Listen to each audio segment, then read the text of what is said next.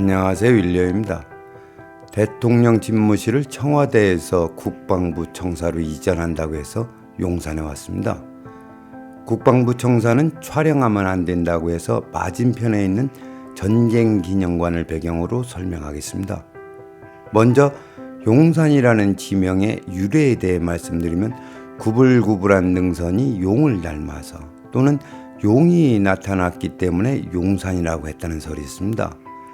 그리고 조선시대의 지리적 용산은 수심이 깊은 마포나루와 인접해 있어 물류와 유통의 중심지였습니다. 그뿐만 아니라 용산은 군사적 요충지로 임진왜란 때는 왜군이, 그리고 조선 말에는 청나라 군대가 주둔했고 일제강점기에는 일본군, 그리고 그 뒤를 이어 지금까지 미군이 주둔하고 있어 애잔한 역사가 깃들어 있는 곳입니다. 이러한 용산이 대통령 선거가 끝나자 대통령 집무실 이전으로 다시 재조명되고 이 문제가 연일 뉴스에 도배되고 있습니다. 저는 오늘 대통령 집무실 이전에 대해 정치적 문제는 논의로 두고 단지 풍수적 관점에서 이야기하겠습니다.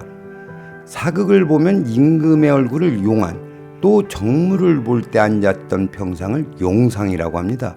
이렇듯 임금을 용으로 비유합니다. 그렇다 보니 일부 풍수가들이 지명에 임금을 상징하는 용자가 들어간 용산으로 대통령 집무실을 이전해야 한다고 합니다. 특히 국방부 청사는 명당 중에 명당이라고 합니다. 한마디로 용산이 풍수적으로 길지라고 이야기를 하고 있습니다. 과연 그럴까요?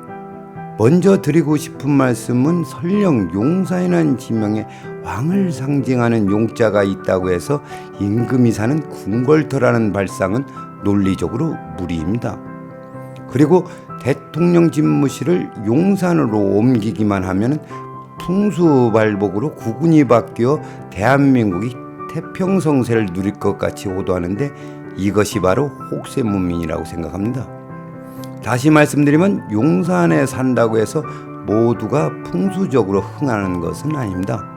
다른 곳과 마찬가지로 이곳도 엄연히 길지와 흉지가 존재하고 따라서 흥하는 사람과 망하는 사람이 있습니다. 그 이유는 용산 전체가 양택진열이 아니기 때문입니다. 그렇다면 대통령 집무실을 이전하려고 하는 용산구 용산동 일대의 진열은 어디일까요? 결론부터 말씀드리면 전쟁기념관 안에 있는 광개토 대왕릉비를 중심으로 평화의 광장과 오기 전시장 일부가 진열입니다. 지도를 보면서 설명하겠습니다. 이곳의 생기는 남산에서 내려왔습니다. 표시한 그림처럼 남산 서울타워가 아닌 조금 내려온 작은 봉우리에서 분기하여 용산동으로 내려왔습니다.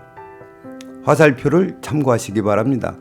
이 기후는 전쟁기념관에서 양택진열을 만듭니다. 그 범위는 표시한 영역으로 꽤 넓은 면적입니다.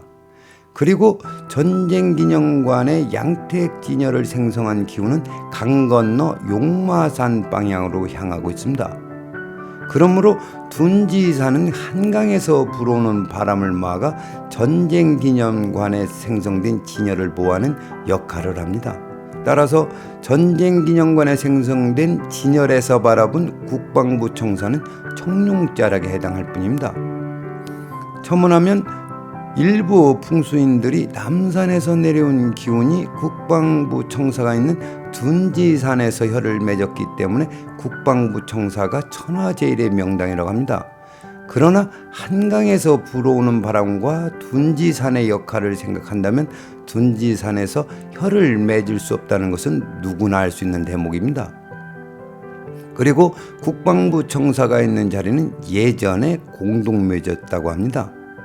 풍수지리에서 음택자리가 따로 있고 양택자리가 따로 있습니다. 이제 더 이상 말씀드리지 않아도 국방부 청사 자리가 어떤 자리인지는 미루어 짐작할 수 있으리라고 생각합니다. 오늘은 여기까지 하겠습니다. 시청해 주셔서 감사합니다.